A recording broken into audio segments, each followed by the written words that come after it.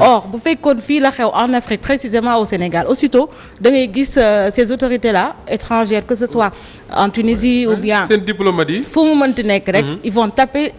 du poing sur la table wax loo xamante ni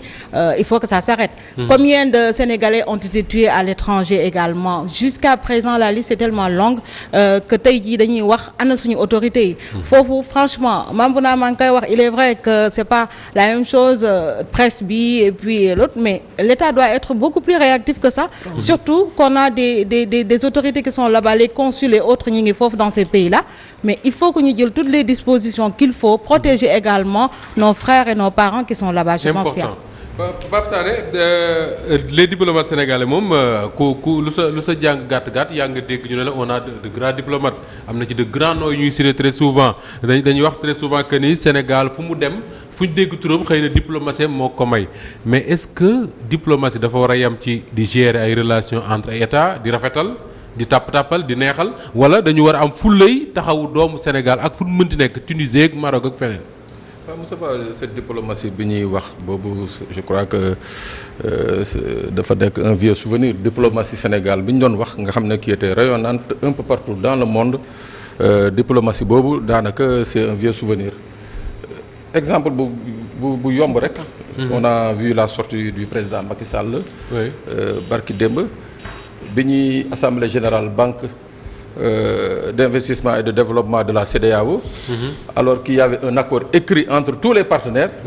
au moment de l'Assemblée nationale Nigeria Ghana et tout daal di waaw l'Assemblée générale ñoom ñi def la ñuy def jël seen candidat teg ko fa alors que c'est un candidat sénégalais qui devait passer donc loolu ça montre un peu des failles et des faiblesses dans la diplomatie sénégalaise donc day indi li ngay wax mooy maanaam une diplomatie de personne mooy la personnalité du président Macky Sall moo leen gën a intéressé waaw ak le roi du Maroc ou bien la personne du président Macky Sall ou le président Kais Saied mais au niveau de la Tunisie Moussa dama ne lii c'était prévisible soo jàppee entre le 1er janvier 2023 ak tey ji il y a au moins 3700 migrants yi nga xam ne président tunisien bi génnee na leen sànni leen ci désert bi déjà loolu moom li muy wax ni da koy jëfee. waaw non j'ai dit il y a au moins 3700 migrants subsahariens yi nga xam ne génnee na leen sànni leen ci désert bi ba léegi nii gisoo ci benn réaction dëkk Gambie laa ci dégg réaction am ils ont affrété un avion au Niger dem récupérer ay 147 Gambiens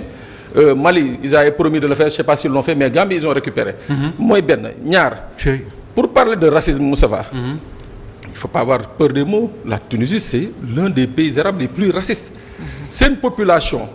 il y a au moins 15% de la population yoo xam ne c'est des noirs mais noirs yooyu ba tey ji boo demee Tunisie abio nañ leen di woowee wala wasif mooy maanaam esclave wala serviteur ñooñu mun nga dem Tunis def fa 2 mois doo ci gis nit ci mbedd day mel ni dañ leen di tere les centres urbains donc c'est un peu donc bu ñu ñëwee tey jii am ce genre de comportement vis-à-vis des subsahariens moi je crois que c'est pas une surprise c'est justement la personnalité de ce président-là j'ai écouté Alioune Tine li mu wax ak Boubacar Seye li ñu wax mais effectivement même la droite italienne nga xam ne yaa Giorgia Meloni moo ko remporté moo fa nekk moo ko jiite nekk premier ministre Italie mais de tels propos moom du ko tenir sax à l'endroit des migrants alors quand c'est dans le continent africain un président africain même su dee il est arabe puisse tenir ce genre de propos et qu'il n'y ait pas de condamnation l'Afrique se tait en fait c'est que quelque part il y a un problème mooy li nga wax léegi nii cette diplomatie là envergure ba mu waroon am amatu ko c'est-à-dire c'est une envergure de personne la am mooy waaw bu ñu taxee ñu ne la non xaritu président Macky Sall la wala xaritu diw la wala non on n'a pas besoin de ça les Sénégalais ont besoin d'être protégés un peu partout dans le monde et c'est tout à fait vrai li ñuy subir dans le monde Rama l'a rappelé tout à l'heure il y a eu l'année dernière presque une 40aine de morts yi nga xam ne mu génnoo mosoo gis benn consul wala benn diplomate sénégalais yéey ci yàbbi ci wala condamné ci benn laa ci gis c'était en Italie où xam naa ni à cause de la médiatisation l'ambassadeur était obligé de se déplacer pour assister justement les Sénégalais. d'accord alors Mame Birame est-ce que d'accord nga un peu ak je crois Pape Sané moo koy wax bi muy daane léegi ne diplomatie ou personnalité c'est-à-dire est-ce que quelque part suñu diplomatie gënul préoccupé wu à vendre l'image du président Macky Sall qu'à s'occuper parce que on nous a toujours vendu diplomatie économique nangam ak nangam mais est-ce que gënuñu préoccupé wu à vendre l'image du président Macky Sall que de s'occuper dëgg des Sénégalais qui sont dans la diaspora. Non en réalité sax ñun diplomatie bi ñuy yor man diplomatie alimentaire laa koy tuddee. déedéet waay. si ak moom foofu la. ba daa ko tuddee loolu diplomatie alimentaire dans la mesure où xam nga dañuy wax nii rek mais en réalité sénégalais yi nekk à l'extérieur kenn toppatoowu leen kenn lijjantiwu leen bu nekkee ne am nañu contact ab sénégalais yi nekk foofu bu ñu dee am nañu contact ak Sénégal. à travers les ambassades wala les consuls souvent c'est pour dem lijjanti foofu ay papiers. Mais pour que un Sénégalais am foofu ay jafe-jafe comme ça s'est passé ici nga xam ne un Marocain agressé nañ ko mu ñàkk bakkanam nga gis l'ambassadeur lui-même jóg jël le dossier en main amul à l'extérieur concernant les Sénégalais ça n'existe pas te sax da ngay gis souvent pour dem lijjanti ay papiers tout simplement mais c'est une grande difficulté man par exemple Fès laa nekkoon pour ma am carte séjour du Maroc fallait que ma dem ba Casablanca foofu boo fa demee parcours du combattant la. nga xamante ne nii pratiquement consul ba moo fay nekk jabaram xaritam ay consort boo ñëwee ñu ne la jour tel la ñuy ubbi tu es obligé nga fanaan foofu wala nga ñibbi ba beneen jour nga ñëwaat. donc toppatoo amu ci. te soo xoolee xam nga bu ñu nee diplomatie lii xew ci monde bi nii rek daf ko wone tey jii nii le Sénégal.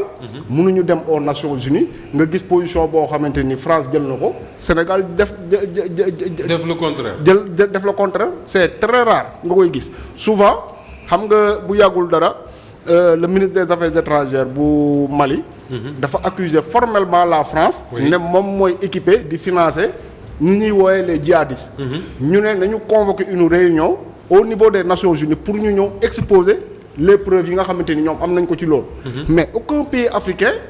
àndul ci loolu pour que ñu pousser les Nations Unies à tenir ab réunion boo xamante ni dañ fay wax accusation yooyu nga xamante ni. Mali teg na ko ci kaw France soulevé na ko foofu. léegi yow man mii par exemple toog naa fi Walf Quotidien ma bind benn article sur la Chine. mais Chine. seen ambassade bu nekk fii ambassadeur ba rek moo ñëwul fekk ma fii à Walfadjri mais délégation lañ def ñëw fii ne ma lu tax nga bind texte bii yow léegi yaa ngi imaginer un sénégalais boo xamante ni mu ngi par exemple en France wala dëkk bu mu munti doon bind un article ci pays boobu ambassadeur ba yëpp ñëw fekk ko foofu ça n'existe pas parce que ñoom image bi nga xamante ni seen pays mu ngi koy refléter dans le monde da leen a tenir à cœur lépp loo xamante ni wax nga ko jëmale ko seen dëkk te neexu leen dinañ leen demander des comptes. mais pourquoi ñuy tagg à chaque fois la diplomatie sénégalaise alors elle sert à quoi. non xam nga la diplomatie sénégalaise déjà boo xoolee tey jii nii ñun ñoo ëpp bokk nañ ci dëkk yi ëpp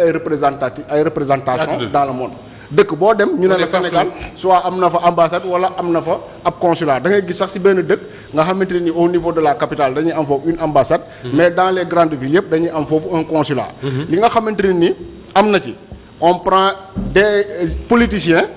pour résumer. yoo xamante ne ni ils n'ont rien d'un diplomate ñu nommé leen scandale bu fi l'autre laa defoon. Marseille. kooku xam nga ne.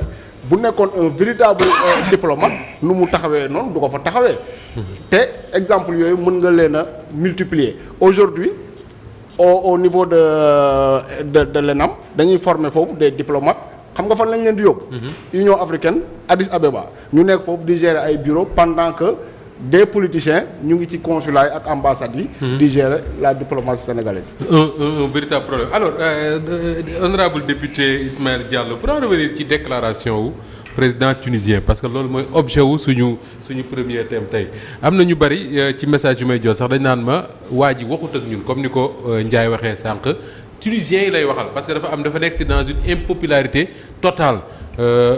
Dissoudre na Assemblée nationale. Il a un problème avec les magistrats de son pays. Le chômage qui grandit aussi parce que fan yi qui grandit arrestation yu dul jeex. Ça veut dire tey que ni c'est un pays en crise boo xam ne le Sénégal ak les autres pays africains yi nga xam dañoo am seen ay doom yu fay nekk même su fekkee dañu fay jaar quelque part ils ont intérêt à surveiller ce qui se passe en Tunisie. Mais pourquoi avoir utilisé un sentiment partagé. Même bu fekkee ne moom dafa nekk en difficulté. Tunisie dafa nekk crise pourquoi en tant que président. mu war a mun a utiliser sentiment bi nga xam ne moom la tunisien yëpp partagé pour que bu ko utiliser.